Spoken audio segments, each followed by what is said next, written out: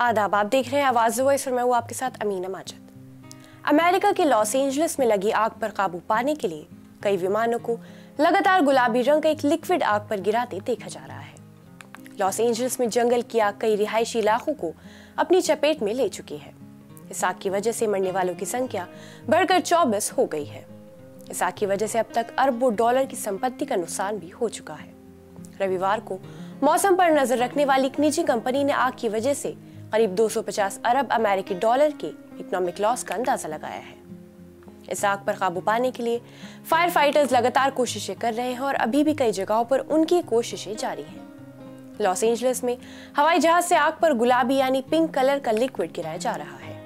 दरअसल ये एक फायर रिटार्डेंट है, यानी ऐसा सब्सटेंस जो आग लगने या चलने के प्रोसेस को धीमा कर देता है। ये गुलाबी पदार्थ पानी, सॉल्ट्स, केमिकल और फर्टिलाइजर्स का मिक्सचर है। इसमें मूल रूप से अमोनियम फॉस्फेट मिला हुआ घोल होता है। आग के जलने के लिए ऑक्सीजन की जरूरत होती है। ये केमिकल मिक्सचर आग को मिलने वाले ऑक्सीजन को रोक देता है। इससे आग तेजी से नहीं फैलती।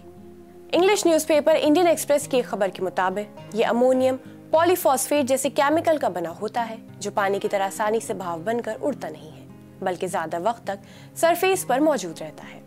इससे उस सरफेस जहाँ आग लगी हो वो ऑक्सीजन को सप्लाई नहीं हो पाती है और आग की लपटें धीमी हो जाती हैं। इस तरह से लिक्विड आग को फैलाने से रोकने में काम करता है और आग बुझाने के लिए इस्तेमाल इस केमिकल को गुलाबी रंग इसलिए दिया जाता है ताकि फायर फाइटर्स को ये पता चल जाए कि कहाँ इसका इस्तेमाल हो चुका है।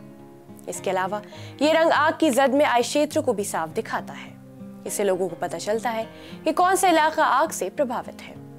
आग पर काबू पाने की तकनीक विवादों में भी रही है, क्योंकि इस केमिकल का इंसानों और एनवायरनमेंट पर बुरा असर पड़ता है और इसे लेकर चिंता भी जताई जाती है।